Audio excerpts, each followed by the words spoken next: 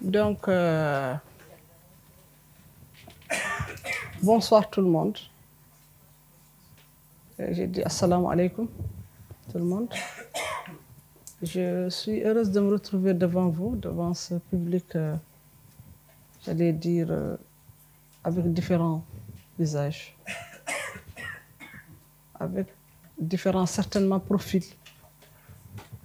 Je ne suis pas là pour vous apprendre quelque chose, comme elle a dit. Je suis là pour vous dire un peu de ce qui se fait en Mauritanie, ce qui a été fait en matière d'autonomisation des filles de l'ODD 5, mais aussi surtout d'apprendre de vous. Parce que s'il est question de débat, il est aussi question de résolution. On ne fait pas que le débat pour faire le débat. On fait le débat aussi pour trouver les solutions. J'espère pouvoir avoir avec vous un débat assez participatif, assez studieux, assez riche, pour qu'au sortir de cette conférence, quand je vais rentrer en Mauritanie, que je me dise, ah voilà, en allant à Casa Africa, j'ai trouvé quelques solutions à nos problèmes. Et je serai heureuse de les partager avec les femmes, les braves femmes et les filles qui vivent dans le monde rural, dans mon pays. Et avant d'aller plus loin, je voudrais remercier Casa Africa, de son président jusqu'à son plus petit employé, pour m'avoir donné l'opportunité. Ils auraient pu choisir quelqu'un d'autre. Mais certainement que cette opportunité a été facilitée par la grâce d'une femme qui est là, que je voudrais remercier. Fatimata Sokombay. Elle qui m'a appris à venir en Espagne. Elle avec qui on a eu des nuits assez longues de conversation et d'échanges. En ce jour, Fatimata, je voulais te dire merci devant tout le monde. Merci, que tu sois remerciée devant tout le monde.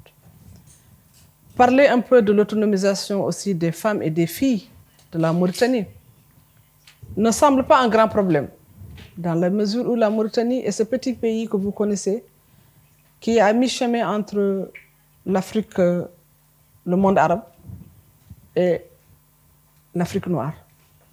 C'est important de revenir là-dessus parce que ça va marquer les cultures, ça va marquer les questions sociétales qui se posent quand on parle d'autonomisation.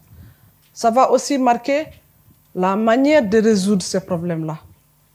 Parce que, étant entendu que il y a des solutions qui ne viennent pas comme ça par un coup de dé magique. Des questions qui relèvent de la compréhension, du vécu des gens, du partage, et même parfois, au-delà des frontières, des similitudes, j'allais dire, entre les gens. L'ODD 5, comme tous les autres ODD qui sont au nombre de 17, je ne vous apprends rien, sont une suite, sont intervenus en 2015 à la suite de ce que vous savez, pour un monde plus équilibré, un monde qui tient compte du développement, de la participation de tout le monde, des femmes, des jeunes, des hommes, des handicapés, pour que le développement soit le plus inclusif.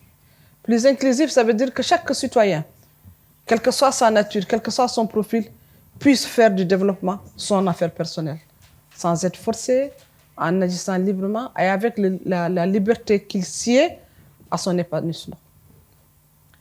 Donc, parlant du cas de la Mauritanie, comme tous les autres pays du Sahel,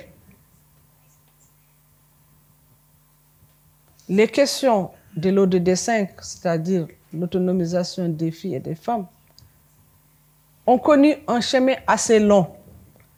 Assez long parce qu'on a commencé d'abord à dire non, on ne parle pas de la question des femmes en dehors du cercle familial.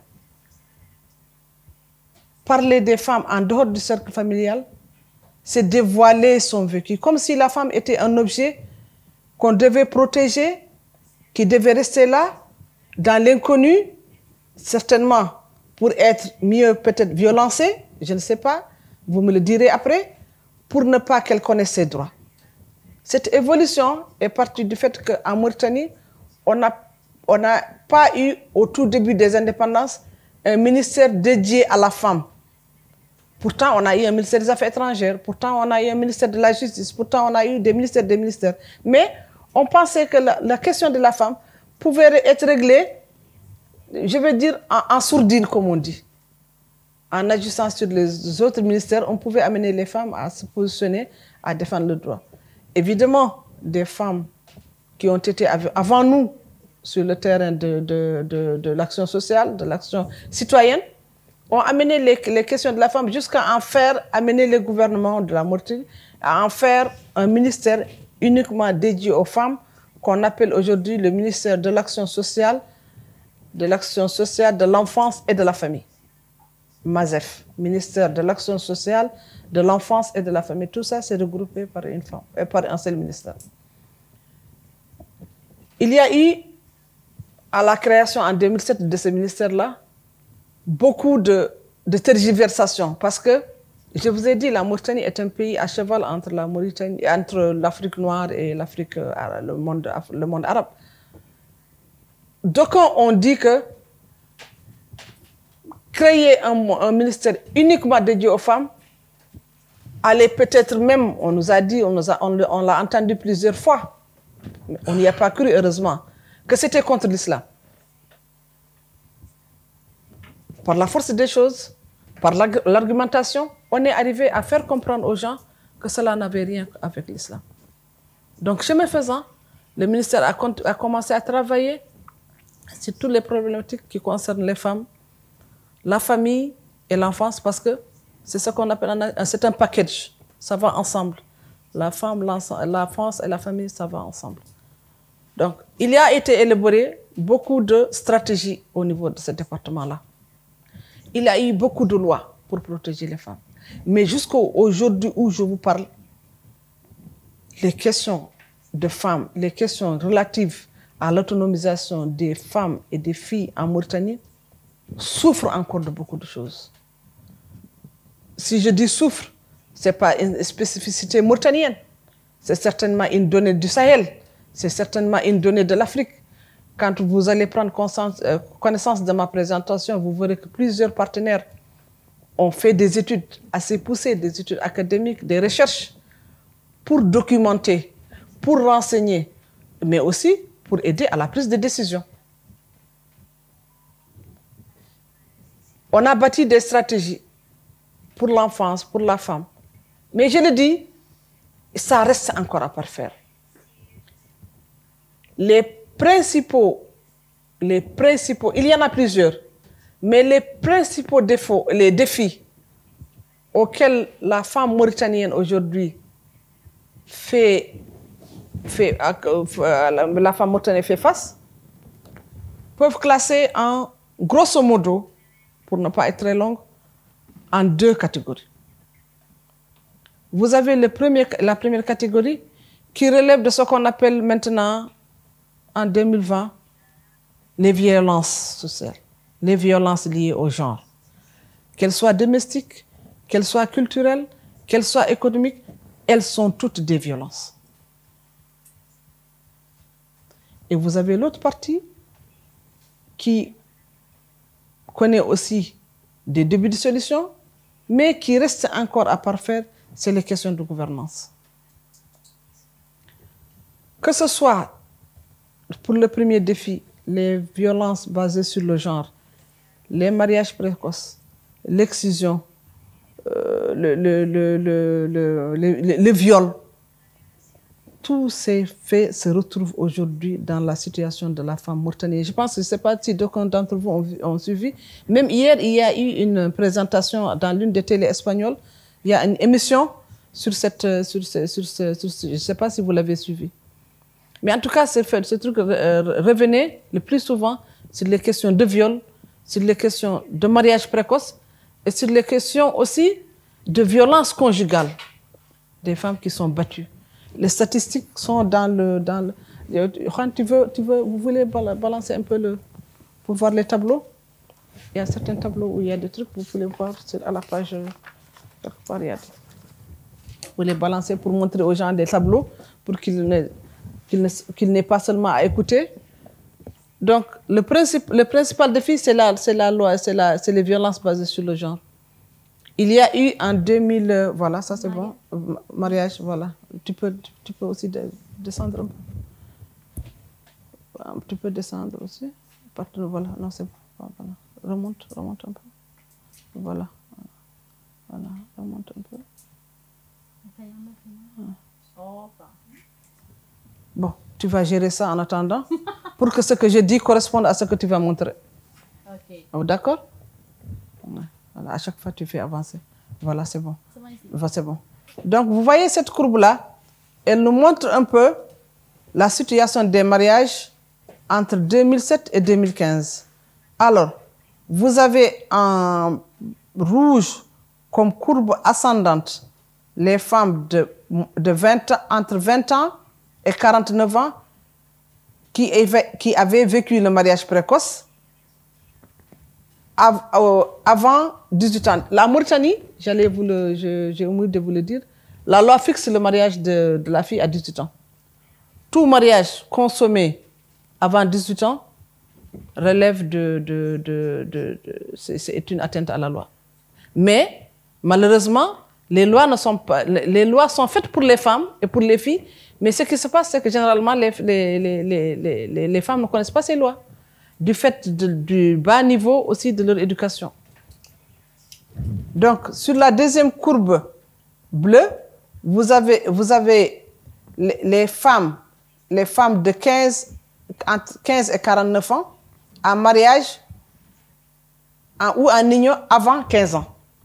Donc, les plus doués en statistiques parmi vous regarderont la courbe et ça va vous donner un aperçu de ce que c'est que la question des mariages précoces en Mauritanie, comme défi principal à l'autonomisation des filles et des femmes. L'autre défi, c'est les mutilations génitales féminines, qu'on appelle excision communément, qui est encore en cours. C'est en baisse, mais une baisse assez timide, qui ne permet pas de dire qu'il y a eu des gains. Dans certains milieux urbains un peu modernes, ce phénomène a baissé, mais plus on va dans le rural, plus on se rend compte que la persistance du phénomène est encore là. Et surtout, la Mauritanie a plusieurs communautés, mais il y a des communautés où cette pratique-là est beaucoup plus vivace. Je parle moi de ma communauté Peul, je parle de la communauté Soninké et de la communauté Mour. Chez les Wolof, comme on dit de Mauritanie, c'est une pratique relativement moins courante que dans les autres ethnies. Mais cela ne veut pas dire que cela n'existe pas. C'est une pratique, d'une manière générale, parlant de la Mauritanie, c'est une pratique qui est encore en vigueur en Mauritanie, l'excision. Tu devrais avancer un peu. Voilà. Le deuxième défi, on a parlé du mariage précoce, on a parlé des mutilations génitales féminines, on a parlé aussi de la persistance du viol. Donc je disais hier qu'il y a eu un bon documentaire à la télé sur les questions de viol qui persistent encore. Mais malheureusement, c'est un phénomène un peu compliqué. Parce qu'il est difficile d'avoir de la statistique. Moi-même, en faisant ce travail, j'ai eu du mal à avoir des statistiques. Pourquoi? Parce que la personne qui est violée va difficilement se plaindre. Pourquoi? Pour deux raisons. D'abord parce qu'elle a peur de porter ce viol en public. Parce qu'elle risque d'être un peu, si vous voulez, la cible, le regard de l'autre. On va dire, voici la fille qui a été violée. Violée par qui? Dans le cercle familial. Ça peut être son père, ça peut être son frère, ça peut être un élément proche de la famille. Donc, porter ce phénomène-là hors de la famille, hors du cercle familial, c'est un peu porter atteinte à l'image de la famille. Ce qui fait qu'il est extrêmement difficile d'avoir des chiffres sur ce phénomène-là. Heureusement qu'il y a aujourd'hui des ONG qu'on a montré hier à la télé espagnole qui luttent pour ça. Mais c'est un phénomène naissant. C'est un phénomène encore assez timide. Et pourtant, on sait que l'ampleur du viol est là. Il y a eu 2 ans, il y a une fille, je ne sais pas si vous suivez l'actualité de la Mauritanie, qui a été violée et tuée par son violeur. Et pourtant, la loi qui criminalise le viol est là, mais la loi n'est pas appliquée. Et les femmes n'ont pas assez de courage ou elles n'ont pas assez d'aptitude, elles n'ont pas assez de capacitation à porter ce débat-là sur la place publique. Et pourtant, la loi qui criminalise a été adoptée par notre Assemblée. Mais quand on parle du vent, voilà, d'accord, c'est le destin. Ou quand il y a des femmes qui se regroupent pour en faire un plaidoyer autour de cette question-là, elles sont découragées par d'autres qui sont dans l'ombre, qui sont tapés dans l'ombre, qui ne veulent pas qu'on porte ces problèmes-là devant le public, sur l'arène publique. Parce que ça dévalorise les hommes, parce que ça dévalorise les femmes. Mais moi, je le dis à chaque fois, qu'est-ce qui dévalorise la famille? C'est de taire ces problèmes ou d'en parler pour trouver les solutions. Et là est toute la question. Le deuxième défi, pour ne pas être assez long sur ces problèmes-là, qui affectent aujourd'hui la participation de la femme, son autonomisation, c'est l'accès à la terre. En Mauritanie, les domaines où les femmes sont les plus nombreuses, c'est l'agriculture, c'est l'élevage et c'est la sécurité alimentaire. Comment on peut être une femme active dans le monde rural si on n'a pas accès à la terre? Dans ma présentation, je pense que la Banque mondiale, dans son dernier rapport, disait qu'en Mauritanie, je pense que moins de 10% des femmes ont accès à la propriété foncière. Même quand la famille a des terres cultivables, en cas de décès du père, la femme ou la fille ne participe pas à l'héritage ce qui concerne les terres. Elle peut hériter des maisons, elle peut hériter s'il y a d'autres animaux, mais la terre, non. Pourquoi on nous a dit, quand on a fait cette réflexion, on nous a dit, parce que la femme est appelée à être mariée. Si on lui donne la terre, et qu'elle va aller se marier en France, elle va apporter la terre avec elle. Donc, mieux vaut ne pas lui donner la terre. Mieux vaut.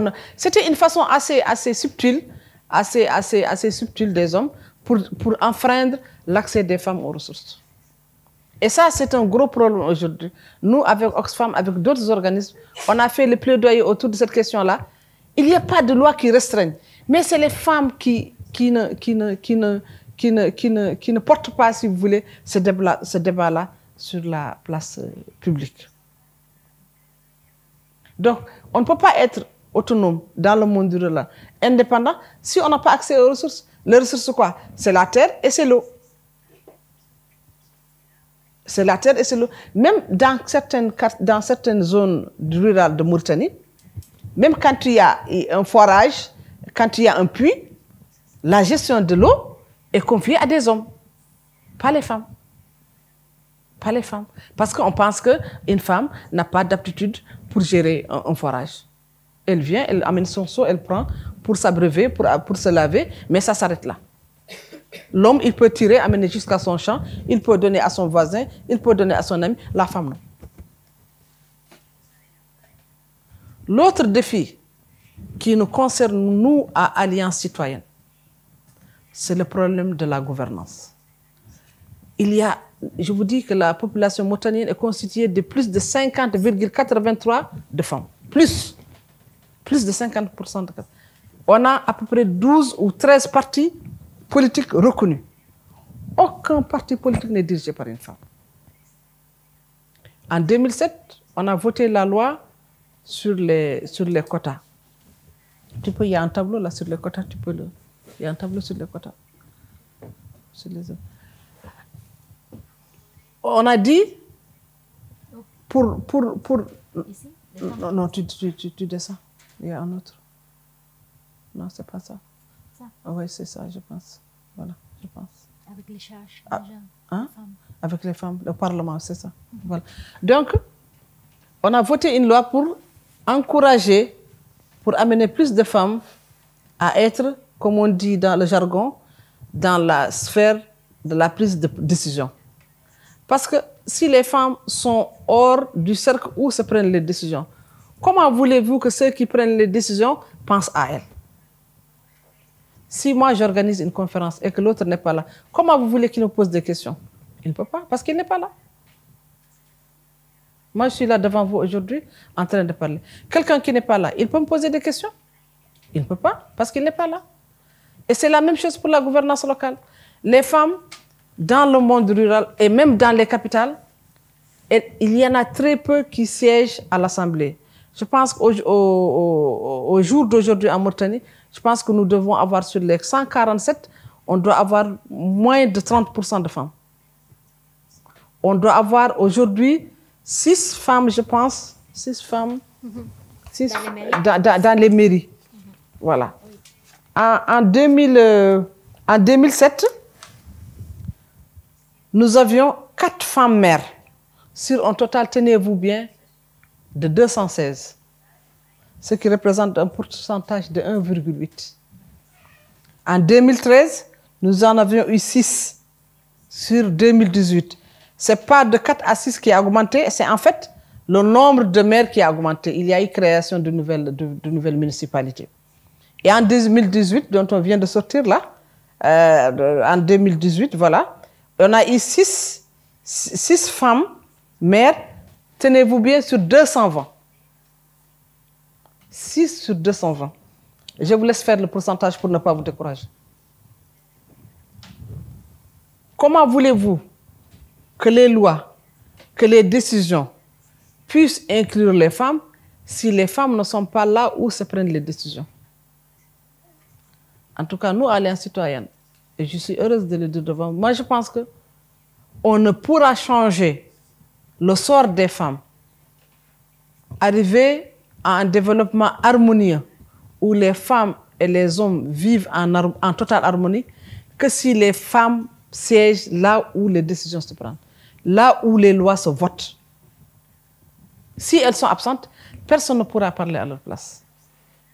Donc, il y a urgence à amener les filles à l'école, qu'elles soient des leaders, mais que dans celles qui vont être leaders, qu'il y en ait qui puissent être des élus locaux, des maires, des conseillers régionaux, des sénateurs. Bon, maintenant, on n'a plus de sénatrices, maintenant, on dit députés.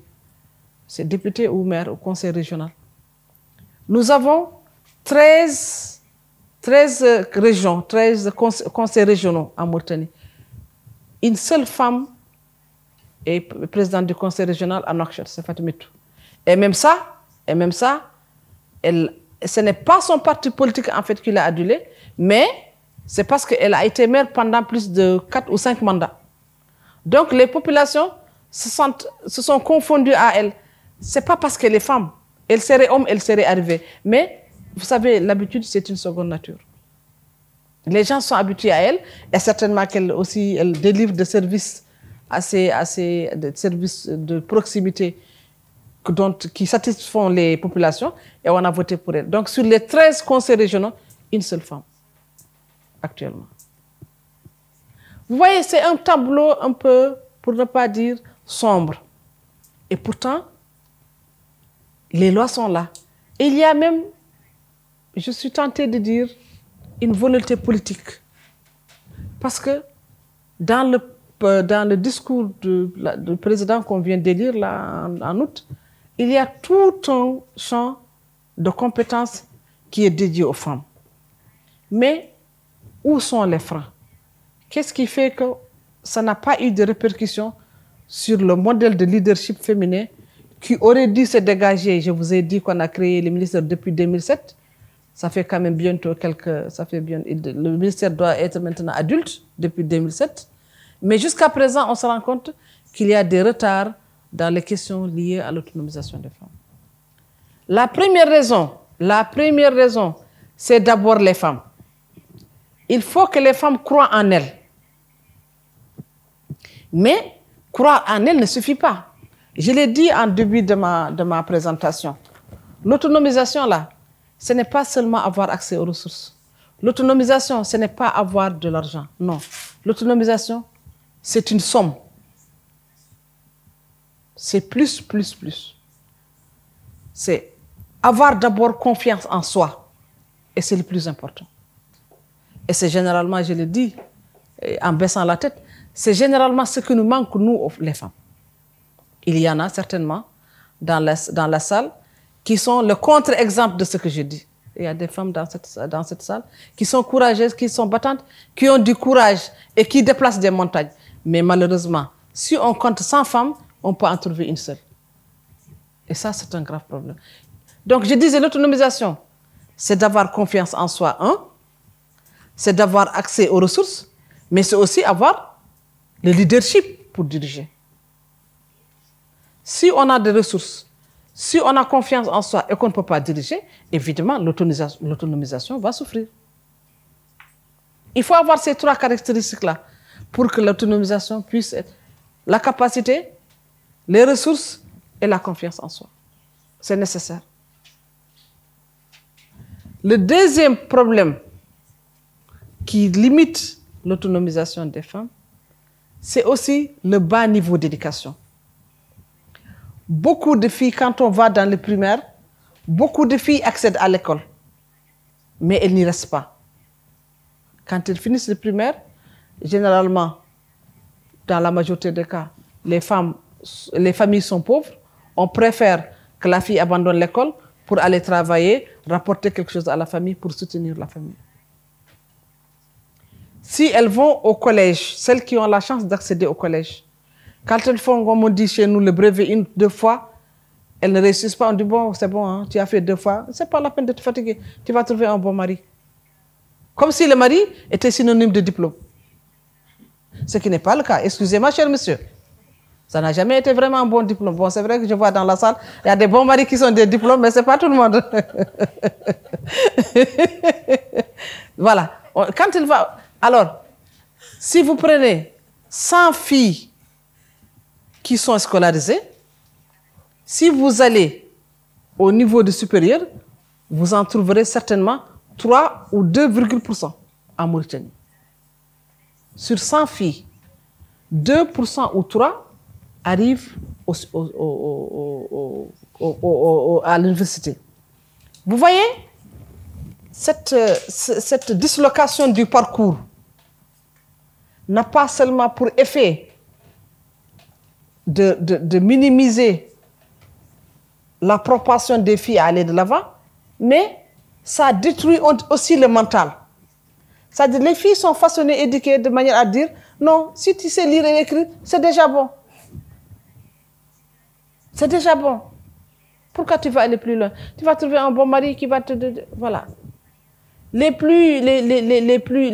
moins pernicieuses vont dire d'accord. Certainement, si c'est des gens comme nous, on va dire non, non, non, nous, on va aller encore jusqu'à atteindre la lutte. Mais ce n'est pas tout le monde qui est comme ça. Donc, ce parcours-là, limitatif au niveau de l'éducation, cette déperdition qu'on voit tous les jours au niveau de l'éducation, est un frein à l'autonomisation des filles. Parce qu'une fille, plus elle est éduquée, mieux elle va devenir une femme symbole, mieux elle va même aussi, au-delà, représenter un exemple pour les autres filles. Parce que si elle réussit, une autre fille va dire « Ah, moi je voudrais être comme celle-là, je voudrais être comme celle-là ». Elle devient un symbole. Mais malheureusement, comme les symboles ne sont pas nombreux, évidemment, les filles ne sont pas encouragées à aller loin. Donc, cette déperdition au niveau de la scolarisation, c'est un frein.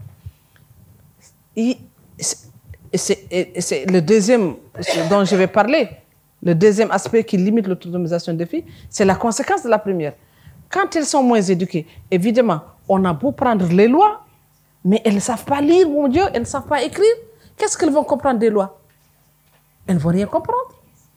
Et quand quelqu'un va venir leur dire, non, vous savez, la loi autorise le mariage à 18 ans, avant ça, si vous mariez votre fille, vous tombez sous le coup de la loi, mais une femme qui n'a bon sens, qui n'a pas ce niveau-là, elle ne peut pas le comprendre. Elle ne peut pas le comprendre. Elle va dire non, que ce monsieur, vraiment, il marche à contre-courant de l'histoire. Vous voyez la relation qu'il y a entre l'éducation, qui est vraiment la base, et le reste qui va venir. Alors, si on a moins de filles à l'école, si les filles n'ont pas accès aux ressources, les femmes, si elles ne sont pas dans la gouvernance, comment on peut parler d'autonomisation? C'est difficile. C'est extrêmement difficile. si on prend tous ces aspects, on y met un peu de la situation du Sahel. Je pense qu'il y a des Sahéliens dans cette salle-là. Et d'autres, certainement, qui ne sont pas du Sahel, connaissent un peu la géopolitique du Sahel actuellement. Avec tous ces courants qui sont la migration, qui sont l'extrémisme violent, qui sont la radicalisation qui affecte les femmes, vous voyez, tout ça contribue à ramener au plus bas niveau l'autonomisation. Comment ça? Parce que quand la migration est là, vous savez qu'il y a, on ne le dit pas, mais quand on vous dit que 1000 naufragés en mer, on n'a jamais dit jusqu'à là, il y a combien de femmes et de filles?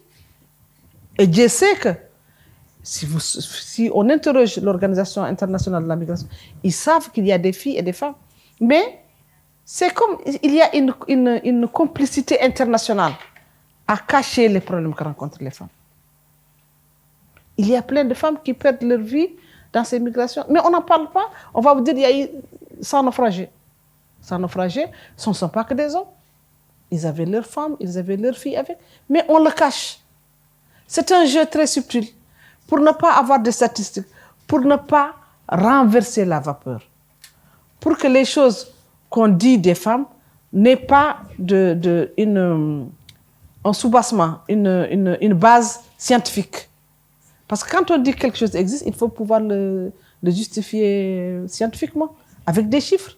Mais si on n'a pas de chiffres, comment on va l'expliquer? C'est extrêmement difficile. Donc, l'éducation, c'est un problème pour l'autonomisation. Quoique, au niveau primaire, la Mauritanie a quand même fait beaucoup d'efforts. Mais l'effort qui reste à faire, c'est surtout dans le maintien des filles à l'école. On scolarise. Première année, deuxième année, troisième année, quatrième année, ça marche. Il y a plein de filles.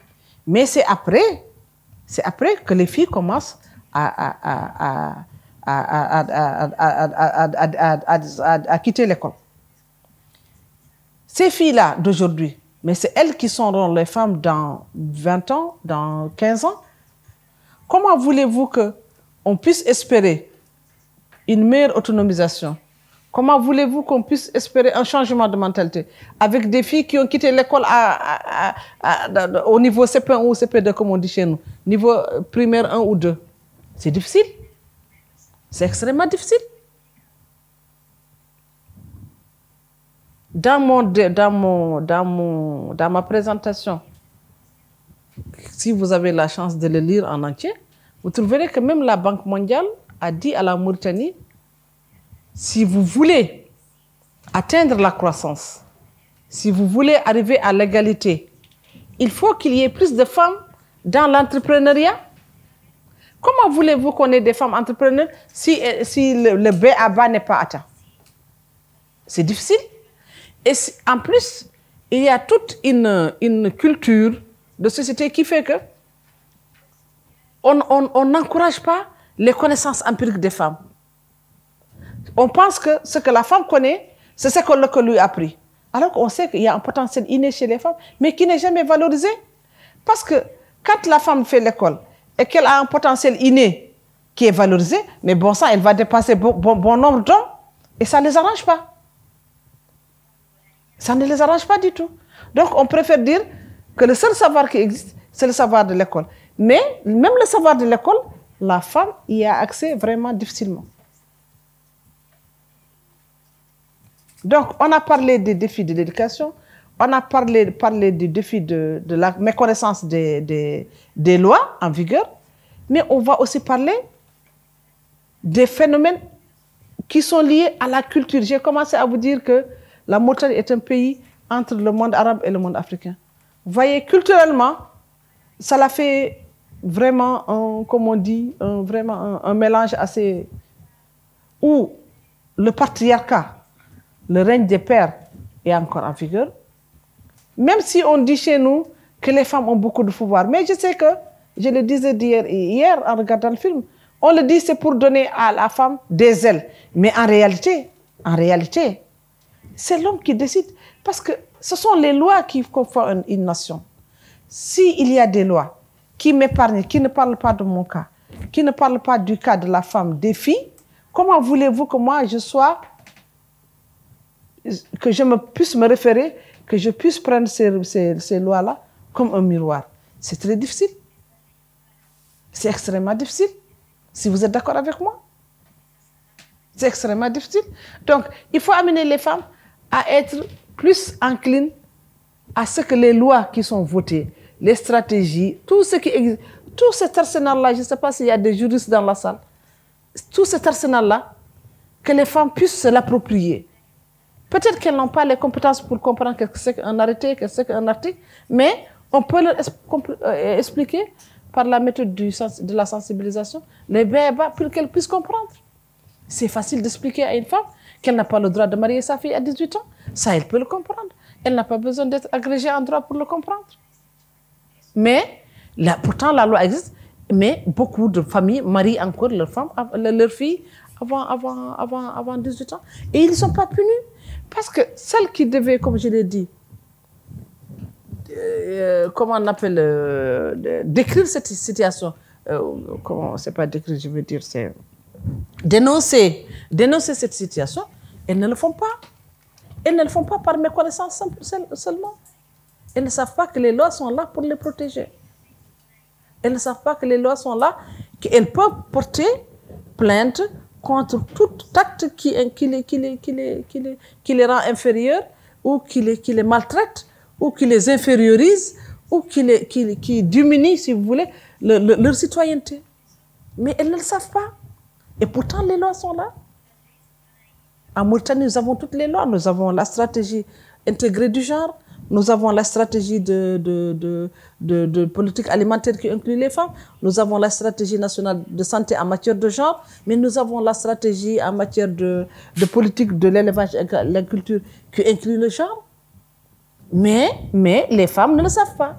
Parce que les lois sont là, les études sont là. Comment les femmes peuvent accéder à ces études-là si elles ne savent pas lire, elles ne savent pas écrire, et on n'est pas venu de expliquer ça? C'est difficile. C'est extrêmement difficile. Je ne sais pas si j'ai raté quelque chose. Voilà. La situation des affaires, de l'économie, qui va plus loin que juste des petits business. Exactement. C'est dans le rapport, je disais que la Banque mondiale a dit quelque part que la croissance va dépendre du niveau de pesanteur socio-culturelle.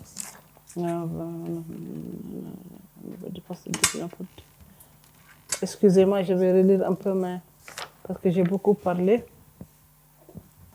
Voilà, le truc disait que la participation des femmes chefs d'entreprise dans l'émergence d'un secteur privé moderne et l'adoption d'une stratégie pour un entrepreneuriat féminin, ça, c'est, si vous voulez, c'est une orientation du gouvernement de la Mauritanie bien sûr, sur conseil, sur orientation de la Banque mondiale. Mais on a du mal, parce que comme je l'ai dit tantôt dans l'interview avec la radio, il y a eu une association des femmes chefs d'entreprise. Et ça, un nom, des femmes chefs d'entreprise, femmes entrepreneurs, il y a quelque chose comme ça. J'ai oublié le nom. Mais pendant longtemps, on a confiné ces femmes, mais vraiment à un rôle assez subalterne, qui consiste à venir en Espagne acheter un conteneur de sacs pour venir le revendre, acheter des chaussures pour venir le revendre, alors qu'on laissait le bâtiment, qu'on laissait les infrastructures routières, qu'on laissait l'électricité aux hommes. Et quand il y a des marchés, quand il y a des appels d'offres, les femmes ne sont pas financièrement aussi solides que les hommes pour pouvoir concurrencer avec eux. Ce qui fait que la plupart des marchés, même si elles soumissionnent, mais c'est bon sens, c'est les hommes qui font la loi. C'est eux qui remportent les marchés. Actuellement, il y a un regain parce que bon, la banque est quand même l'un des partenaires clés de la Mauritanie en matière économique. Ils encouragent un peu l'émergence. Ils commencent, mais je veux dire, c'est encore timide. c'est encore timide. Mais tout ça, c'est une question aussi de femmes, c'est une question de volonté de femmes. C'est les femmes qui doivent, si vous voulez, on me dit, faire bouger les lits. Faire bouger les lits. Ce n'est pas aux hommes de venir dire aux femmes, voilà, on va vous donner une partie de notre territoire. Non, c'est dans toutes les luttes, ça s'arrache, ça ne se donne pas. On ne donne pas son droit. Moi, si j'ai une partie de mon territoire, tu peux me l'arracher, mais je ne veux pas le donner. Pourquoi je vais le céder? Pour quelqu'un qui cherche à être égal à moi. Mais je veux, si je suis supérieur à toi, je veux maintenir cette position-là. Je ne veux pas qu'on soit égal. No sé si nos gustaría entrar ahora en lo que puede ser contenido. Perdón.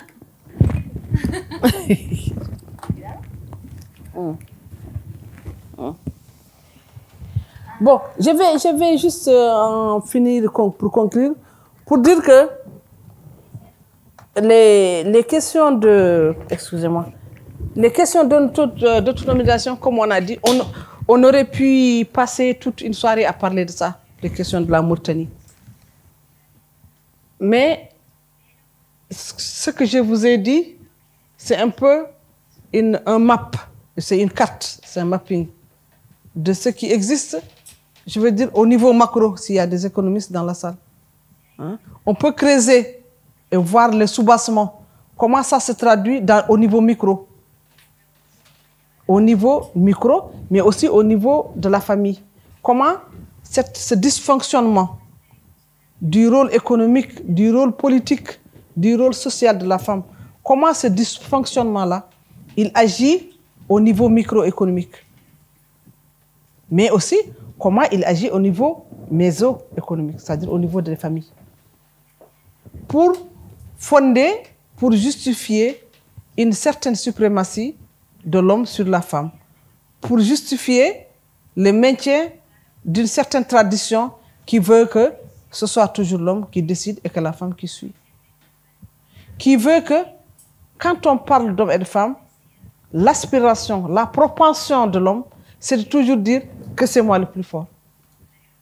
Nous ne sommes pas contre en disant que les hommes soient plus forts, mais il est difficile qu'ils soient forts sans les femmes. Si dans une nation, on est 100, vous êtes 49, nous, on est 50 plus, comment vous voulez être forts sans nous? C'est difficile.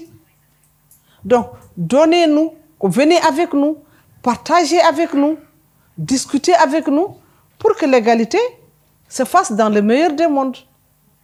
Pour que chacun de nous ait accès à ses droits humains les plus élémentaires. Pour que chacun de nous puisse décider de la convenance de ce qu'il veut faire de sa vie sociale, de sa vie politique, de sa vie culturelle, dans le respect de l'autre, évidemment. Mais si vous voulez, vous, les hommes, être les plus forts, être ceux qui décident, être les avant-gardistes, être les patriarches, on n'est pas contre. Mais le monde a montré que un monde sans les femmes n'est pas un monde. Ce n'est pas une question de sexisme, ce n'est pas une question de féminine. Je parle en tant qu'économiste, c'est une question de relativité. Si on est 100, et si vous êtes 49, il faut savoir que 50 plus, c'est supérieur à 49. C'est aussi simple que ça. Il ne suffit pas d'être un mathématicien pour le comprendre. C'est aussi simple que ça. Et d'ailleurs, un monde où les femmes et les hommes vivent en harmonie, dans le respect des valeurs, dans le respect de l'équité, dans le respect des valeurs qui fondent ce monde-là, il est possible. Parce que dans d'autres pays, on l'a eu. Pourquoi on ne pourrait pas l'avoir en Mauritanie? C'est une question de mentalité. Ce n'est pas une question de loi, je leur dis. On a beau discuter les lois, ce n'est pas les lois. Il faut expliquer aux gens. Il faut expliquer aux gens que quand on marche sur ses deux pieds, un seul pied, on peut marcher, mais en titubant. Mais quand on titube une fois, c'est bon, 2 fois, mais la 3e fois, on risque de tomber. Et quand on tombe, on se casse le pied. Donc, il vaut mieux apprendre à marcher sur ses 2 pas. C'est illustratif, mais ça veut tout dire. Et pour finir, et pour ne pas monopoliser la parole, j'ai commencé à en parler, après je suis allée sur... Nous sommes au Sahel. J'ai dit que l'extrémisme est là. Si on ne fait pas gaffe, si on ne fait pas attention, les peu de progrès qu'on a enregistrés jusqu'à là vont encore aller en diminution. Mais c'est tout le monde qui va souffrir. Parce que quand l'extrémisme est là, quand la violence est là, toutes les formes de violence qui existent, ce n'est pas seulement la Mauritanie qui va souffrir, ce n'est pas le Sénégal, ce n'est pas le Mali, mais c'est tous les pays qui sont autour de nous qui vont souffrir. Parce que nous, on va leur envoyer le surplus de violence qu'on a. On va leur envoyer ça. Donc, il y a à gagner à ce qu'on se mette en commun pour aider en Mauritanie ou les autres à ce que l'autonomisation se fasse dans le meilleur des parcours. Et le meilleur des parcours, c'est quoi? C'est le respect de la dignité humaine. C'est le respect de la tolérance religieuse. C'est le respect de l'autre. Il peut être différent de vous, mais acceptez-le comme ça. On n'est pas obligé d'être tous les mêmes. D'ailleurs, être tous les mêmes, ce n'est pas être démocratique, certainement. Acceptez que l'autre est différent de vous, mais acceptez-le comme étant quelqu'un dont vous avez besoin. Parce que si vous ne l'acceptez pas, lui, il va manifester son mépris par rapport à vous par la violence. La violence, on sait quand elle commence, mais où elle finit, on ne sait pas. On ne sait pas où est-ce que finit la violence. Donc au Sahel, c'est des questions, l'autonomisation appelle à un débat beaucoup plus riche que ce que je suis en train de vous faire. Appelle à une conscientisation, appelle, je l'ai dit ici à Casa Africa, à une réflexion plus poussée. Il faut qu'on fasse des études, il faut qu'on fasse des consultations pour voir comment l'implication des femmes pourrait rendre un monde meilleur, pourrait rendre un monde plus juste, pas seulement pour la Mauritanie, mais pour tous les pays du monde. Parce que ce qui est meilleur en Mauritanie est certainement aussi meilleur au Grand Canaria ou ailleurs. Parce qu'il s'agit, qu'on parle de Grand Canaria, qu'on parle du Mali, de Burkina, de Guinée équatoriale, on parle de la femme en général. Les problèmes peuvent être différents, nuancés, mais le parcours est le même. Il y en a qui ont commencé plus vite que les autres, il y en a qui vont à 100 à l'heure, il y en a qui vont à 2 km à l'heure, il y en a qui marchent avec leurs pieds. Il y en a qui marchent avec leurs pieds. Ils vont arriver tard, mais avant qu'ils n'arrivent au bout de leur parcours, certainement d'autres dégâts auront peut-être aussi produit d'autres effets néfastes. Et je vous remercie.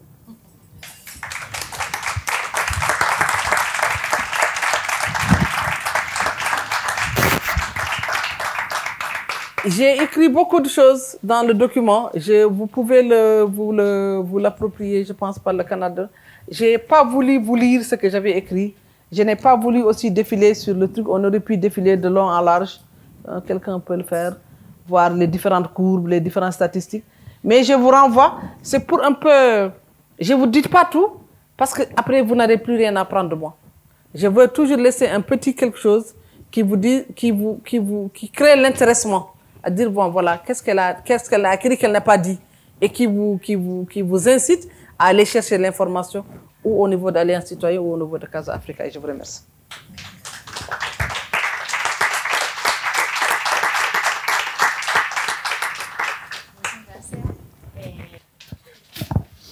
Hola, buenas. Yo tengo una pregunta respecto a qué tan extendido está en la población, en este caso en las mujeres, que es un problema lo que está pasando y si está extendido aproximadamente, sé que es difícil la pregunta, ¿en qué porcentaje cree que hay conciencia de la problemática en la población femenina en Mauritania? Muchas gracias. Traduit? Tu n'as pas traduit? Je n'ai pas entendu? Non, là c'est bon. Ouais.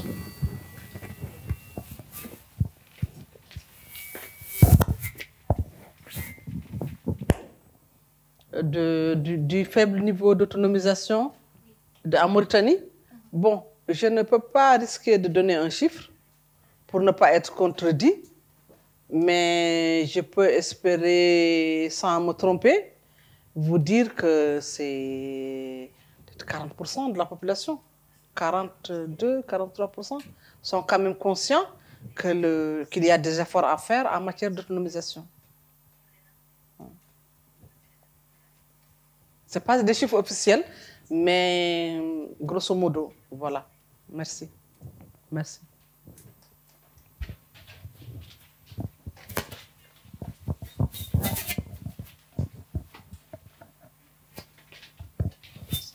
Hola, buenas noches. Muchas gracias por la información que nos has aportado. Estoy por aquí.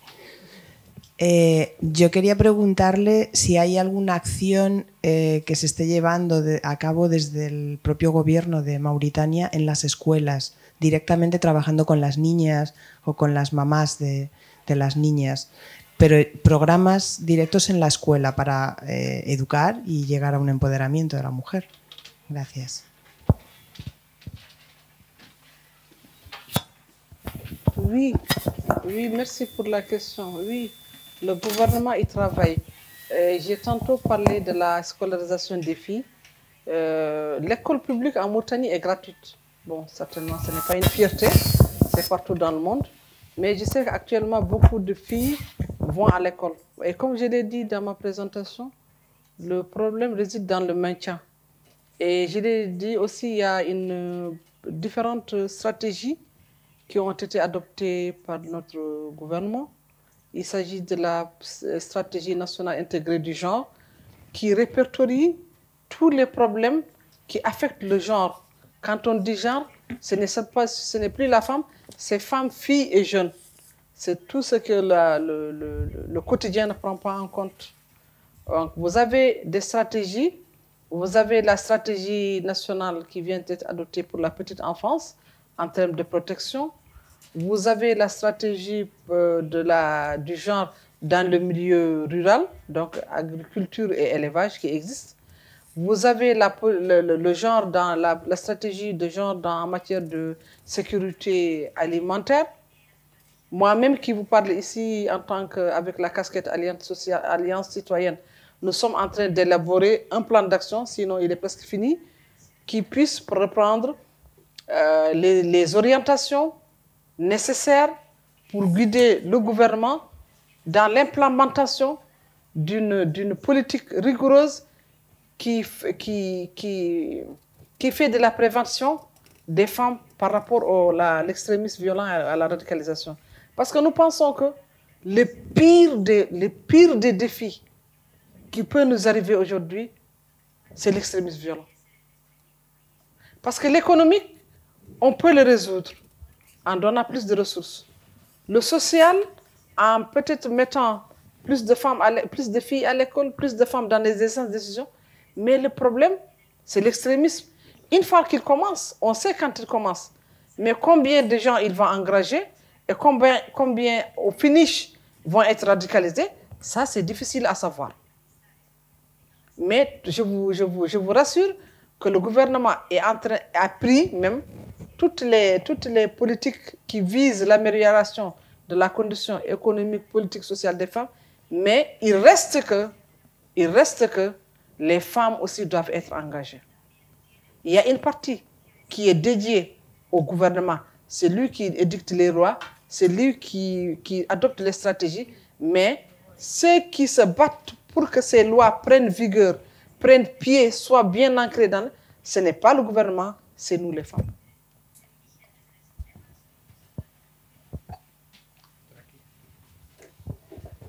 Buenas noches. Parce qu'il fait déjà nuit. Yo me sumo a la felicitación por la excelente charla que nos ha dado y apunté aquí algunas cosas. Lo primero, creo que habla usted en un momento de su charla de refugiado urbano. Creo que le oí lo de refugiado urbano, por lo menos la traducción fue en ese sentido. Y ese es un problema, que podía, si de alguna manera hay experiencias en otro lado, servirnos a nosotros, porque nosotros también tenemos mucha gente, no tanta como en otros lados, pero mucha gente que yo considero un refugiado urbano, porque vive en la ciudad, pero bueno, duerme en la calle, está todo el día pendiente de que le den alguna subvención, etcétera, etcétera. Y lo segundo es que por la experiencia que hemos tenido en el grupo de cooperación que coordino en la universidad, los programas realizados incluso en profesiones que las mujeres no suelen tomar, como pueden ser mantenimiento industrial, etcétera, los resultados obtenidos con mujeres fueron muchísimo mejor que con hombres. Por tanto, si nosotros hacemos llegar la educación y la formación a esas mujeres, yo creo firmemente que la mujer africana puede dar un salto cualitativo muy importante. Por tanto, si la gente se va del campo en algunos sitios y nos deja el terreno disponible, no estaría mal que las mujeres organizándose hicieran una especie de desarrollo in situ, porque el mundo necesita alimentos, necesita seguridad alimentaria y necesita en definitiva gente mejor preparada. Gracias. Merci. Donc, merci pour votre intervention et merci pour votre intéressement. Et je vous remercie aussi pour les félicitations. Je vais vous répondre dans l'ordre inverse où vous avez parlé.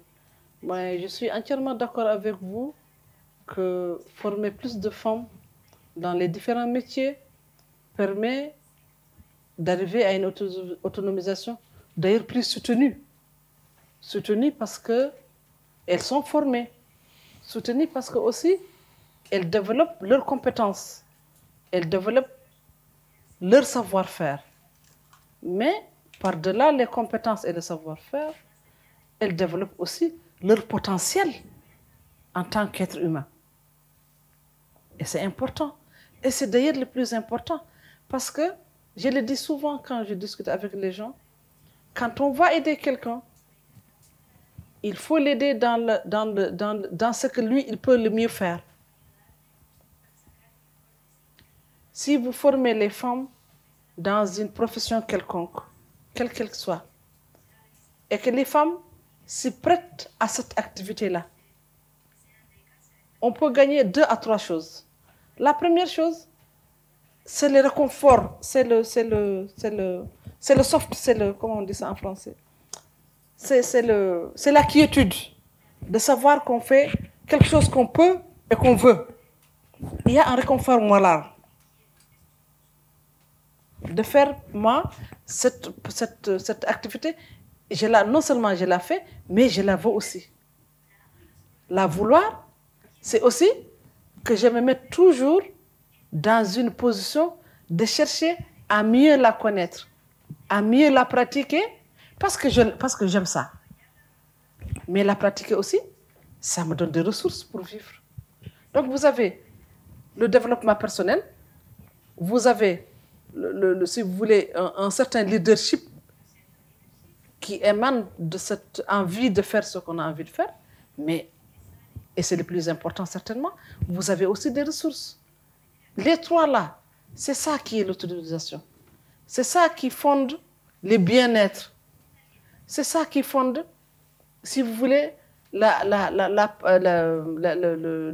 fait d'avoir envie de faire quelque chose qu'on aime. Et c'est important, parce qu'il y a des gens qui font des travaux parce qu'ils sont obligés. Il y a des gens qui font la mécanique aujourd'hui parce qu'ils savent que la mécanique rapporte, mais ils n'aiment pas. Ils n'aiment pas. Je n'ai pas compris, par contre, ce que vous avez dit par rapport aux réfugiés urbains. On aurait dit quand même passer le flyers de l'Alliance citoyenne. Vous l'avez fait?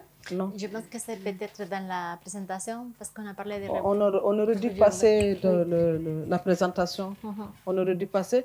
Elle a dit j'ai travaillé dans un projet de réfugiés urbains avec le HCR. Donc on s'occupait un peu de réfugiés urbains à Nouakchott. réfugiés ouest-africains, syriens, tout ça, un peu pour essayer de les accompagner en tant que citoyen du monde, de voir qu'est-ce qu'on pourrait faire pour que tout ce périple qu'ils ont fait, ils ont quitté leur champ, ils ont quitté leur pays, ils ont quitté leurs femmes, ils ont quitté leurs enfants, ils ont quitté leur maison, ils ont quitté tout ce qu'ils avaient construit pendant des années pour venir en Mauritanie. Notre rôle, et le moindre, c'était quand même d'être à côté d'eux, pas en leur donnant beaucoup d'argent, mais en leur donnant la joie de vivre et la confiance.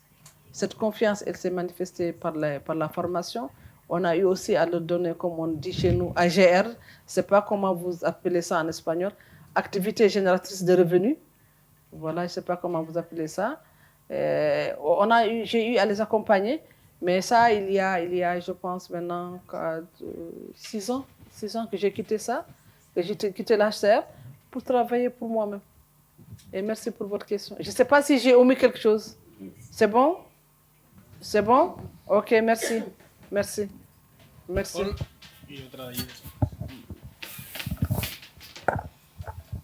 Buenas tardes. Yo me sumo a las felicitaciones, aunque soy senegalesa. Je parle bien français, pero como está más gente aquí que habla en español, me sumo a las felicitaciones y reconozco que a cada vez que veo africanos en general, pero más mujeres preparadas que dan charla, yo personalmente me siento muy feliz, porque somos menos las mujeres preparadas como ustedes, y para nosotros es un avance. Yo no tengo pregunta para hacerle a Tikatu. No tengo pregunta porque he vivido casi todo lo que usted ha comentado aquí. He vivido 21 años en Senegal antes de venir aquí, que aquí hace 26 años que estoy aquí.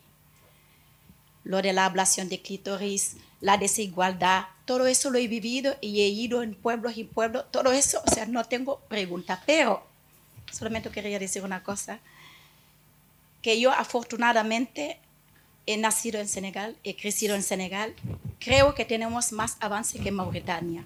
Y le doy solamente un ejemplo cuando hablamos de las mujeres. Creo, porque si en el gobierno tenemos 32 ministros, aunque no son la mitad, tenemos 8 ministros. Y en ámbito social, las mujeres representan muchos sitios en puestos muy importantes en Senegal. Para mí eso es un avance muy grande. Pero para no alargarme mucho, me gustaría contaros una pequeña anécdota que me pasó hace 10 días estando con ella. A lo mejor se va a asombrar, pero fíjense por dónde hoy me sirve para que ustedes vean, aunque los emigrantes salgan de África con una mentalidad, vienen aquí, ven otro progreso, ven otros ejemplos por la cultura, por lo que tienen y por vivir en su país mucho tiempo o por su aldea natal, esa mentalidad no hay quien se los quite. Y yo salí de esta casa muy enfadada, no voy a decir nombre, Fatou. Estábamos conversando y este señor nos comentó de que acaba de casarse con una segunda mujer, pero que había dejado la otra que iba a casarse con ella. La pregunta mía, el por qué dejaste y te casaste enseguida con otra. Y este señor, que no es un señor que no tiene estudio, porque le escribe, me contesta que yo salí no sé de qué color. No me he casado con ella porque me dijo que si tú me llevas en España, voy a seguir estudiando.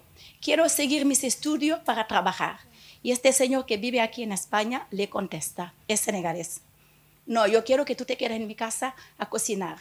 Yo me sentí muy feliz por estas chicas, porque obviamente quiere avanzar. Pero desgraciadamente todavía existe esta mentalidad que tenemos mucho que hacer para que eso desaparezca. No sabía que eso lo iba a contar, pero lo tengo que contar para que vean que todavía existe esa mentalidad. Gracias. Donc, il n'y a pas de questions, mais je voulais juste faire un petit commentaire et dire que, bon, merci pour les félicitations, évidemment. Je voudrais dire que on ne peut pas comparer la Mauritanie et le Sénégal. Nous sommes voisins, nous sommes des frères, nous avons pratiquement les mêmes coutumes du Nord et nous avons des approches différentes. Je parle en connaissance de cause. Il y a une évolution politique au Sénégal qui ne s'est pas faite d'ailleurs sans heurts, mais qui a fait son bout de chemin. Cette évolution politique a été plus lente en Mauritanie. Beaucoup plus lente. Vous savez ce dont je parle en termes de démocratie, en termes de gouvernance. C'est ça le fondement. Donc, l'esprit sénégalais est plus enclin au changement. Là où le Mauritanien va traîner le pied. C'est culturel, hein? Ce n'est pas que ce soit mauvais ou bon, mais c'est culturel, c'est comme ça. Le Sénégalais, vous l'amenez en Espagne, il va devenir espagnol. Vous l'amenez aux États-Unis, il va devenir américain. Le Mauritanien, ah mais ça, il va traîner encore. Sauf si on lui dit, il ne faut plus être Mauritanien. Là, il va changer. Voilà. C'est au contraire, moi, quand je vais rester 2 ans, vous allez tous devenir des Mauritaniens parce que je vais vous changer. C'est ça qu'on fait. Donc, ça explique qu'il y ait peut-être plus de femmes de chefs d'entreprise, qu'il y ait plus de femmes au niveau du... Mais je le dis sur le niveau du nombre.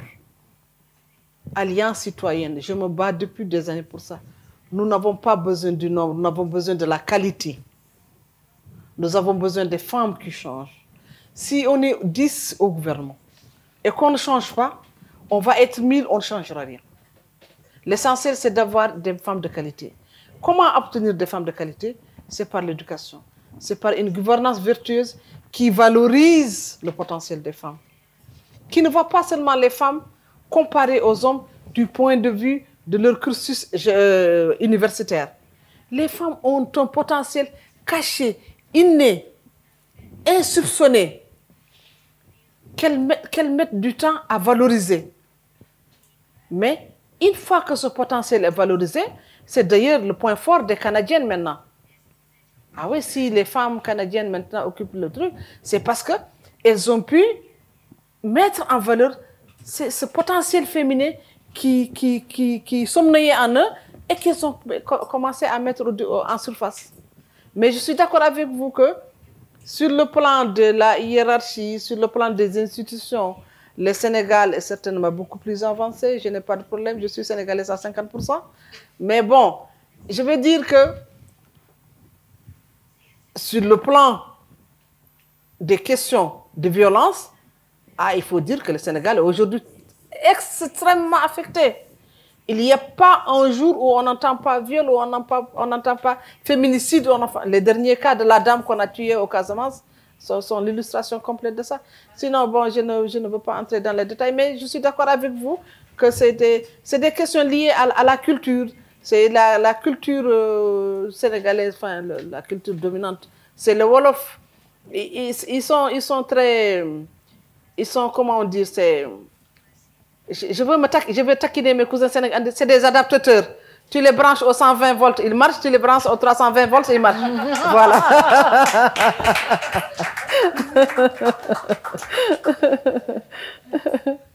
Oui. Bonsoir. Je vais vous poser la question en français puisque c'est votre langue de communication. Oui, allez-y, je vous écoute. Oui, bonsoir.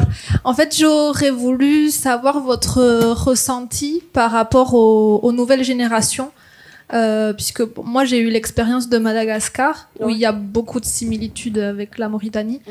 Et j'avais quand même la sensation qu'au niveau des nouvelles générations, il y avait une prise de conscience autant chez les filles comme chez les jeunes garçons, et notamment au niveau des études, qu'on poussait peut-être un peu plus les filles qu'auparavant à suivre leurs études, à continuer. Et je voulais savoir donc en Mauritanie si vous avez l'impression qu'il y a une prise de conscience au niveau des nouvelles générations, ou qu'il y a quand même un changement qui se fait autant chez les filles qu'aussi chez les garçons, les frères, les amis, voilà, tous les garçons à pousser leurs sœurs, leurs amis à continuer leurs études, notamment voilà, au niveau de l'éducation. Est-ce que vous voyez un changement peut-être ou pas? Merci. Je me réjouis que les jeunes prennent la parole, hein. C'est intéressant. Je m'en félicite. Hein? Ça veut dire que mon débat est intéressant et qu'il intéresse les jeunes. Ça me donne un peu des ailes pour voler.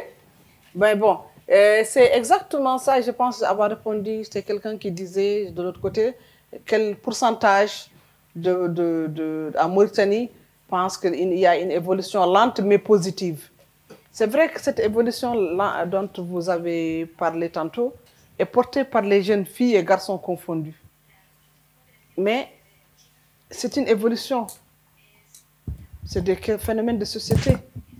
C'est lié je ne sais pas s'il y a des anthropologues dans la salle. C'est lié à des mutations sociales. On ne peut pas décider, dire en 10 ans, ça a changé. On ne peut pas dire en 20 ans. Il faut donner du temps au temps. C'est quand ces générations-là, qui ont aujourd'hui 25, 30 ans, qui seront là où nous sommes actuellement, qu'on pourra dire que ça a changé. Il y a de l'activisme, il y a de l'intéressement au changement. Mais dans quelle proportion? Est-ce que cela relève de l'enthousiasme des 25 ans? Ou est-ce que c'est une vision? Ou alors est-ce que c'est des convictions profondes? Si c'est de l'enthousiasme des 25 ans, ça veut dire que quand la personne aura 30 ans, elle va changer de disque. Si c'est une conviction, elle va l'accompagner assez loin dans sa vie. Mais si c'est une vision, non seulement elle va l'accompagner, mais elle va faire comme ce que je fais, je transmets aux générations futures, en leur disant que nous commençons à prendre de l'âge, mais voici le fardeau, le fagnon, continuez le combat après nous. Il y a beaucoup des 3 cas en Mauritanie. Il y a de l'enthousiasme de la jeunesse, il y a certainement quelque part une vision des jeunes, il y a certainement aussi quelque part des convictions profondes, mais il faut laisser au temps de nous dire lequel de ces 3 concepts-là a le plus marché, a le plus amené des changements en profondeur, a le plus marqué le temps. Parce que le changement de mentalité, le paradigme de changement de mentalité, le changement de comportement ne relève pas de l'économique, ne relève pas du social. Quand on fait ces études-là, on se donne du temps. On prend peut-être, mais je ne sais pas moi, 50 années, 100 ans, pour voir est-ce que ça... Moi, aujourd'hui, par rapport à la génération qui était avant moi, ma mère, je peux dire qu'il y a eu un changement. Mais combien de jeunes vont avoir cette force encore quand ils vont avoir 40, 50 ans? C'est en ce moment qu'on pourra savoir est-ce que vraiment le changement, qu'il y avait l'enthousiasme, si vous voulez, à dégonfler comme un pneu, ou l'enthousiasme est resté après les 25 ans. Merci. Vamos a hacer la última.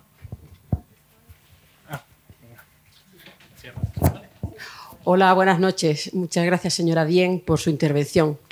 Yo quería plantear lo siguiente. Esta mañana, cuando me desperté y fui a trabajar, soy profesora en la universidad, doy clase de Derecho, tuve oportunidad de leer en un periódico que una abogada egipcia había conseguido la misma porción de herencia que sus hermanos tras la muerte de su padre.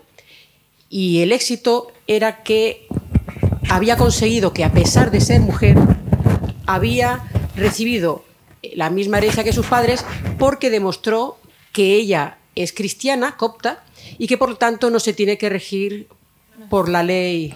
Je n'entends pas. No, la traducción. Yo no sé para ti. Dans le dossier, está apagada, ¿no? Está apagada. No, no. Sí. Uy. C'est de le dossier.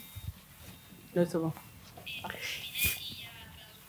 Sí, bien. Bueno, es que esto es un comentario. Bueno, estaba diciendo que esta mañana leí que una abogada egipcia cristiana había conseguido que un tribunal le diese la razón a la hora de considerar que tenía derecho a recibir en herencia por la muerte de su padre lo mismo que sus hermanos, pero solo porque todos los hermanos también eran cristianos como ella y que, aunque los cristianos son el 8% de la población en Egipto, pues se puede regir por sus propias normas hereditarias y no por la ley sharia, como el resto.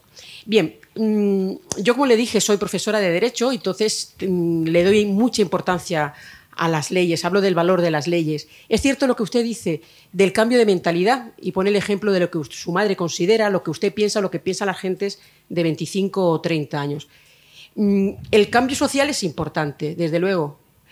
En España, hasta hace un poquito más de 40 años, existía lo que se llamaba la licencia marital. Las mujeres, para determinados actos jurídicos, necesitaban contar con el permiso del marido. Y se entendía que era una cosa normal, porque había sido así. Y probablemente, si no hubiera cambiado la ley, habría todavía situaciones en las cuales las mujeres casadas deberían contar con el beneplácito de su marido para determinados actos como montar un negocio, cobrar una herencia, etc. Bien, ¿por qué me refiero yo a la importancia de las leyes? Usted dice que en Mauritania hay leyes que intentan hablar de los derechos de las mujeres, pero ¿cuál es la situación de esas leyes? ¿Por qué no se produce un cambio importante? Porque a lo mejor las leyes que se están utilizando son leyes del estilo de la ley de igualdad que tenemos en España. La ley de igualdad en España, que es del año 2007, es una ley muy buena. Lo que pasa es que emplea unos términos que llamamos derecho blando. Se procurará, se promoverá, se fomentará, se hará tal cosa. Pero solamente en aquellos aspectos en los que la ley obliga y antes esa obligación, si se produce un incumplimiento, propone una sanción, solamente en aquellos cambios que están obligados ha habido un cambio real. Y voy a poner el ejemplo del cambio en la ley electoral. Solo a raíz de que se cambiase a través de esa ley, la ley electoral, que obliga a que en las listas electorales haya un porcentaje de mujeres o de hombres entre el 40 y el 60%, ha hecho que el Congreso de los Diputados, el Senado y las asambleas legislativas tengan un porcentaje elevado de mujeres. Donde no ha habido una ley obligatoria, hemos encontrado que se mantienen las costumbres. Por ejemplo, efectivamente, mujeres que presidan gobiernos autonómicos en España hay muy poquitas, porque no hay nada que obligue a que haya una rotación de sexos en las presidencias del gobierno. Entonces, dicho esto, la pregunta es, ¿no han previsto en Mauritania medidas de acción positiva para que realmente, ante situaciones en las que existe esta desigualdad de la mujer y de las niñas ante la ley, esas desigualdades queden corregidas o que, en su caso, se sancione a quienes no quieran cumplir las leyes? Por ejemplo, se prohíbe el matrimonio de los menores de edad. ¿A quién se castiga si una mujer se casa con menos de 18 años? ¿Se castiga a la madre? ¿Se castiga al padre? ¿Se castiga a la familia del varón? ¿No se castiga a nadie? Dice usted, es que la gente no sabe la ley. Bueno, pues a lo mejor hay que hacer un cambio en la ley que permita tener legitimación para denunciar un matrimonio en edades tempranas, que no sé si existe, a las organizaciones. Es decir, si estas leyes no sirven para que haya realmente un cambio social, entonces habrá lo que hay que hacer es muchas veces promover un cambio legislativo.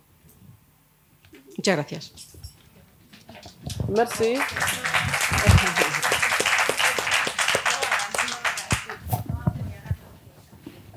Merci.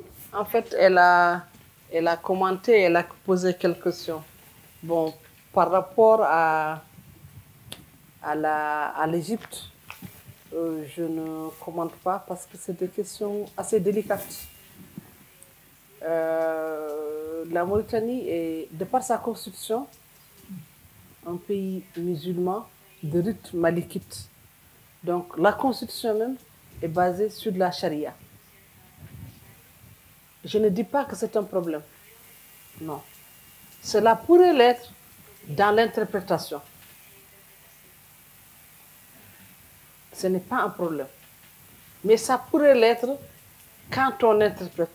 Quand on lit un texte, moi je le lis de travers, de haut en bas. Quelqu'un, il lit de bas en haut et nous lisons le même texte. Mais en tout cas, c'est l'application de la religion musulmane qui fonde les droits de l'héritage. Les parts sont connues, c'est dit dans les versets. C'est connu. Ça, c'est par rapport à votre première interrogation. Par rapport aux lois, je l'ai dit tantôt, en Mauritanie, nous ne souffrons pas de l'inexistence des lois. Mais quand une loi est adoptée à l'Assemblée, il y a son décret d'application qui suit. Généralement, les décrets d'application ne suivent pas pour deux raisons. Parce que, au niveau de l'Assemblée, ce sont les hommes qui sont les plus nombreux. Et d'autre part, les femmes qui devaient se battre pour amener les autorités à appliquer cette loi ne sont pas suffisamment ni informées, ni capables de mener ce combat-là. Dans les deux cas, il y a le problème. Au niveau de l'Assemblée, il y a les hommes. Les hommes pensent, c'est pas seulement en Mauritanie que quand on prend une loi pour les femmes, c'est contre les hommes. Ce n'est pas ça réellement. Mais ce sont les esprits qui ont été façonnés comme ça. L'esprit de l'homme a été façonné pour dire que tout ce qu'on fait pour la femme, c'est contre l'homme. Ce qui les arrive, eux, c'est du self-défense, comme on dit. Ils se disent, quand on va prendre une loi qui criminalise le mariage avant 18 ans, ou qui criminalise le féminicide, ou le viol, celui qu'on punit, c'est un homme. Comment voulez-vous que les hommes nous fassent des décrets d'application, des modèles qui les punissent? Il y a une contradiction. C'est ce que j'ai dit quand j'ai répondu à la dame tout à l'heure. Il faut qu'il y ait au niveau des assemblées des femmes assez capables pour influencer les décisions. C'est-à-dire que quand une loi qui criminalise le mariage avant 18 ans est adoptée à l'Assemblée, il doit y avoir au sein de l'Assemblée un groupe de femmes qui portent ce combat.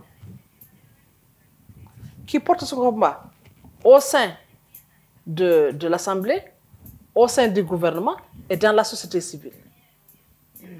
Je vais vous donner un exemple. Il y a eu en Mauritanie en 2018, une loi sur les VBG, les violences basées sur le genre. Ce sont nos ulémas, nos chefs religieux, nos prédicateurs islamiques, qui n'avaient rien compris. Mais alors rien, ils n'ont même pas lu pour comprendre. Qui étaient à l'Assemblée, ils ont dit non, cette loi ne passe pas. On a dit pourquoi? C'est parce que c'est contre l'islam. Ah bon? Comment c'est contre l'islam? Il dit non, c'est contre l'islam. Comment ça? Il dit non, parce que la loi dit que si cette loi est adoptée, il y aura le mariage homosexuel en Mauritanie. Et il n'était pas question de ça dans le texte. Donc, ils ont fait un bloc, ils ont bloqué le passage de cette loi à l'Assemblée. La loi a été ramenée pour une seconde lecture. Quand on a commencé la seconde lecture, moi je faisais partie à l'époque, d'ailleurs je suis sortie de ça, du groupe qui disait on va aller d'abord expliquer le contenu de la loi à ceux qui sont en charge de l'adopter. Quelqu'un qui ne connaît pas une loi, comment il peut l'adopter? Alors, avec les partenaires, ils ont organisé des ateliers, 2, 3, 4, niveau régional, niveau sous-régional, jusqu'à ce que les ulémas ont dit, ah, mais nous, on n'avait pas compris. C'est maintenant qu'on a compris. Pendant que j'étais là, je pense, le jeudi passé, le Conseil des ministres, qui se réunit tous les jeudis, a dit que la loi maintenant, elle est bonne pour passer à l'Assemblée. Mais maintenant, on attend. S'ils nous disent encore, ah non, on n'était pas d'accord sur ça, on va se rendre compte maintenant qu'ils ne veulent pas. Donc, dans les lois, il y a aussi une loi, c'est bien, c'est pour faire appliquer. Mais c'est mieux, moi, je préfère que quelqu'un comprenne une loi avant de la voter. Qu'il sache qu'est-ce qu'il y a dans la loi. Il peut en ce moment dire, je suis contre ça, mais je suis d'accord avec ça. Mais de se lever brusquement, de dire, non, cette loi, elle ne passe pas. Sans comprendre, ça a fait, si vous voulez, reculer ou ralentir le combat pour l'adoption de cette loi-là. Maintenant, ils l'ont compris. Mais, si vous voulez, c'est comme dans toutes les assemblées du monde. Il y a des groupes de pression. Moi, je dis souvent à mes amis qui sont dans le Parlement, je leur dis, il faut vous approcher des hommes. Il faut leur expliquer ce que c'est que votre combat. Le jour où ils vont comprendre, vous n'aurez plus à lutter seul, le combat sera mené par les hommes et par vous. Mais tant que vous vous dites que c'est un combat de femmes, qu'il ne peut être porté par les femmes, mais évidemment, les hommes vont être contre. Donc, on ne manque pas de loi en Mauritanie. Tout y est. Et de bonnes lois. Et de très bonnes lois. Mais, comme je l'ai dit, les femmes, il faut qu'elles en fassent leur propre, comme on dit, livre de chevet. Qu'elles comprennent d'abord. Parce que si moi, je ne comprends pas, je ne peux pas expliquer à quelqu'un d'autre, je ne peux pas convaincre quelqu'un d'autre. Voilà, merci beaucoup. Merci. Tenemos la última intervención ahora, que es la de Fatimata. Je vais vous remercier en premier lieu. Bonsoir, je te remercie énormément. Je crois qu'au contraire, c'est moi qui dois vous remercier. Et aussi, je voudrais dire que j'ai beaucoup appris sur vous. J'ai beaucoup appris sur tout ce que vous m'avez donné durant tout ce temps-là que je vous ai connu. Donc, c'est une chance pour moi de vous avoir connu, au contraire. Maintenant, je vais parler en espagnol parce que la majorité, ils parlent l'espagnol. Je crois, oui, non? Bon, non, il faut parler en espagnol, sinon si vous parlez c'est ça. Les gens vont dire que c'est parce que je suis votre compatriote. D'accord. J'ai compris. Je connais les esprits. Yo tengo una preocupación. Y mi preocupación... Elle est préoccupée parce qu'elle a un souci. Parce qu'à la maison, je parle espagnol avec elle. C'est ça, mais ici, je ne parle pas espagnol. Elle dit qu'elle inquiète. Ok. Non, c'est bon. Allez-y en espagnol. ¿En español? Ok, allez-y en español. Yo tengo una preocupación porque yo crecí en Mauritania. Además, yo empecé del pueblo a la ciudad y de la ciudad venir a las grandes ciudades que en Europa. Entonces, hice el recorrido y el desarrollo le he vivido cada uno de ellos. Pero lo raro es que cuando yo estaba en Nouakchott, en Mauritania, en Nouadhibou, y la manera como nosotros, como los jóvenes, nos hemos desarrollado y hemos aprendido y hemos avanzado, cada vez que yo vuelvo en Mauritania, veo que es como si ellos van hacia atrás. Y no es porque no hay más gente que han estudiado, que hay más estudios, más intelectuales. Y antes había menos, pero veo que había más desarrollo antes que ahora. Y eso para mí, yo lo veo como una preocupación. Y me pregunto, ¿pero por qué? Si realmente tenía que ser el contrario. Quiere decir que la gente es más conservadora, los jóvenes son más Sí, conservadores. es que ahora los jóvenes son más conservadores. Y nosotros éramos más rebeldes. Eso es lo raro.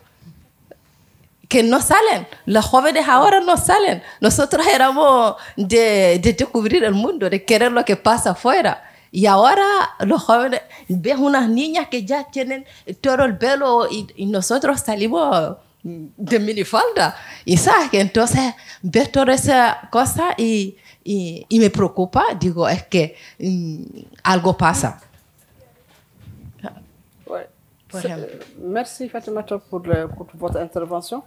Je voudrais dire, et c'est peut-être là où j'avais fini mon intervention tout à l'heure, c'est de dire que de veiller à ce qu'il n'y ait pas des facteurs, des risques internes, externes, j'allais dire, autant pour moi externes, pour faire que l'autonomisation, comme vous l'avez constaté, aille en reculant, régresse. Parce que les jeunes, comme vous le savez, comme tout le monde le sait dans la salle, sont soumis à des pressions internes. Ils sont sans emploi.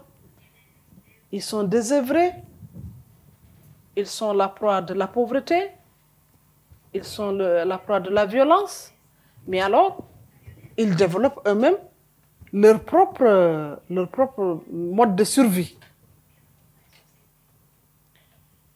C'est pourquoi je veux toujours retourner à la gouvernance. Quand la gouvernance, c'est l'ensemble des institutions, mais c'est aussi la manière d'organiser la vie en société. Quand la gouvernance néglige les jeunes ont à eux leur façon de se recroqueviller sur eux. Alors, qu'est-ce qu'ils cherchent? Ils ne vont pas chercher des midi à côté. Ils cherchent dans leur vécu, par rapport à leur environnement. Comme cet environnement-là n'arrive pas à les absorber, à les intégrer, à les aider, à les coacher, comme on dit. Ils vont dire, cet environnement-là qui ne veut pas de nous, nous aussi, on va développer des forces nuisibles à cet environnement-là. On va développer quelque chose, parce que l'environnement ne nous porte pas, ne nous porte pas dans son cœur, nous aussi, on va le lui rendre. C'est comme ça qu'il développe des phénomènes de violence. Il développe des phénomènes de repli, des phénomènes de consommation de drogue, des phénomènes de viol. Vous savez que dans la culture africaine, le viol n'émerge pas.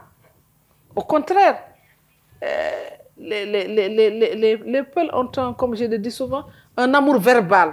Ce n'est pas un amour physique. C'est comme un peu chez les Arabes, je ne sais pas, au niveau de l'Espagne, qui est un peu près de l'Andalousie. Mais l'homme, il peut suivre une femme pendant des années en lui chantant « Tu es mon cœur, tu es mon truc », mais sans jamais vouloir vraiment avoir le contact physique. Et si vous voulez ça, alors que le viol aujourd'hui, qui est décrié dans nos sociétés, est le contre-exemple de cette valeur-là. Et le contre-exemple de cette valeur-là. Pourquoi? Parce que face à cette montée de la pauvreté, du repli sur soi, chacun cherche à se protéger par développer des mécanismes qui croient, qui font de lui un héros. Ce n'est pas un héros de guerre, mais un héros sous sa forme protectrice. Mais quand il devient un violeur, il a peut-être peur de la loi, mais les filles qui sont à côté ont peur de lui. Il a certainement peur de la loi, mais avant que la loi ne l'intercepte, les filles qui sont autour vont avoir peur de lui. Il va être vu comme un modèle de repli. Et le fait de porter, par exemple, le truc, c'est pas vraiment le voile. Les gens appellent ça en Europe le voile, mais c'est pas le voile. Le voile, c'est ce que nous, Mauritaniens, on met. C'est le grand tissu. C'est le grand tissu. Là, c'est appelé ça, je sais pas moi, tchador ou quelque chose comme ça, mais c'est pas le voile. Le voile, en tout cas, c'est le grand tissu qu'on nous mettons, qui nous enroule, qui nous truc. Mais, voilà, c'est comme c'est le niqab, c'est la burqa, je sais pas. Ça, voilà. Donc, c'est pour dire que je vais à l'encontre de la société. Mais je vais à l'encontre de la société pour attirer l'attention. Pour que les gens nous regardent en disant « Ah, voici des jeunes qui sont contre la société. Qu'est-ce qu'il faut faire pour eux? Comment on va les traiter ?» Ça, c'est la partie la plus visible de l'iceberg. Mais l'autre partie qu'on ne dit pas, c'est que c'est une façon aussi de se vendre par rapport aux vendeurs d'illusions, aux groupes armés, qui, quand ils viennent recruter, mais quand on va me trouver sans mon foulard et qu'on va trouver une femme avec le foulard, ils vont se diriger vers la femme avec le foulard parce qu'ils pensent qu'en portant le foulard, si tu veux, c'est développer un certain profil de terroriste ou de djihadiste ou de, je ne sais pas, appelez ça comment vous voulez. Donc, c'est une façon aussi de vendre leur identité. C'est une façon de dire, voilà, nous sommes là et si vous êtes preneur, nous sommes avec vous. Mais Je suis entièrement d'accord avec vous, avec toi Fatimata, que c'est vrai qu'il y a une émergence d'une jeunesse assez stigmatisée, assez, comment on appelle ça, revendicatrice, qui enfreignent les lois, qui enfreignent les règles sociales, qui enfreignent l'éthique, qui enfreignent toutes les bonnes lois qui existent dans nos sociétés, mais c'est une façon aussi de faire leur promotion, de dire voilà, nous sommes de futurs guerriers, nous pouvons aller au combat, et c'est comme ça que les gens les recrutent, pour les amener ou en Syrie, ou à Daesh, ou au Nigeria, ou partout. Partout. Mais ça veut dire que quelque part aussi, c'est la faute de la gouvernance. Hein? C'est la faute de la gouvernance, c'est la faute de nos gouvernements. Si on avait pris ces jeunes, on avait pris en compte leurs préoccupations, même si on ne les déverse pas dans le marché de l'emploi, les écouter au moins. L'écoute est assez importante, mais quand quelqu'un est dans une société et qu'on ne l'écoute pas, mais il devient vindicatif. C'est tout à fait, c'est uniquement ça, je pense. Merci. Ok, gracias.